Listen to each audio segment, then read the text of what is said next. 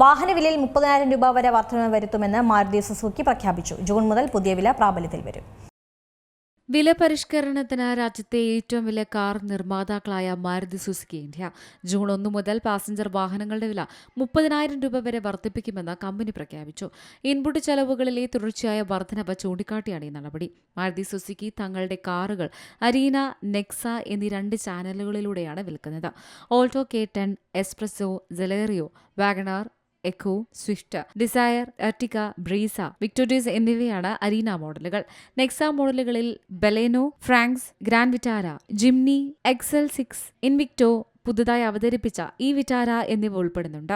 Input ചെലവുകളിലെ തുടർച്ചയായ വർധനവ് കണക്കിലെടുത്ത് 2026 ജൂൺ 1 മുതൽ പ്രാബല്യത്തിൽ വരുന്ന തരത്തിൽ കമ്പനി തങ്ങളുടെ പോർട്ട്ഫോളിയോയിലുടനീളമുള്ള മോഡലുകളുടെ വില 30,000 രൂപ വരെ വർദ്ധിപ്പിക്കാൻ തീരുമാനിച്ചു.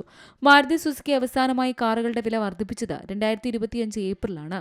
62,000 രൂപ വരെ വില വർധനവുണ്ടായിരുന്നു. കഴിഞ്ഞ കുറച്ചു മാസങ്ങളായി ചെലവ് കുറയ്ക്കൽ നടപടികളിലൂടെ സാധ്യമായ എത്രയും ചെലവ് ആഘാതം ലഘൂകരിക്കാൻ കമ്പനി തുടർച്ചയായ ശ്രമങ്ങൾ നടത്തിവരികയാണ്. എന്നിരുന്നാലും പണപ്പെരുപ്പ സമ്മർദ്ദങ്ങൾ ഇപ്പോൾ ഉയർന്ന നിലയിലായതിനാലും പ്രതികൂല ചെലവ് നിലനിൽക്കുന്നതിനാലും കമ്പനി വർദ്ധിപ്പിച്ച ചെലവുകളുടെ ഒരു ഭാഗം വിപണിയിലേക്ക് കൈമാറേണ്ടതുണ്ട്. അതിനാലാണ് ഈ വർധനവെന്ന് കമ്പനി അറിയിച്ചു. മാസങ്ങൾക്ക് മുമ്പ് ഇന്ത്യയിൽ എല്ലാ കാറുകൾക്കും വില കുറഞ്ഞിരുന്നു. കേന്ദ്ര സർക്കാർ GST കുറച്ചതോടെയായിരുന്നു വില കുറഞ്ഞത്. ഇത് കസ്റ്റമേഴ്സിന് ആശ്വാസമായതിനൊപ്പം കാർ വിപണി സജീവമാക്കാനും കാരണമായിരുന്നു.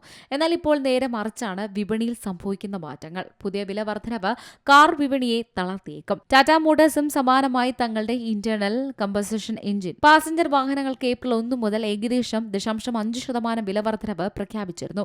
ഹുണ്ടായി മോട്ടോർ ഇന്ത്യയും മെയ് മുതൽ എല്ലാ മോഡലുകൾക്കും 1% വരെ വില കൂട്ടിയിട്ടുണ്ട്. മോഡലിനെ ആശ്രയിച്ച ഈ വർധനവിൽ മാറ്റങ്ങളുണ്ടാകും. News desk C Malayalam news. ഏറ്റവും പുതിയ വാർത്തകളും വിശേഷങ്ങളും വിരൽത്തുമ്പിലറിയാൻ സി മലയാളം ന്യൂസ് എല്ലാ ഡിജിറ്റൽ പ്ലാറ്റ്ഫോമുകളിലും ലഭ്യം.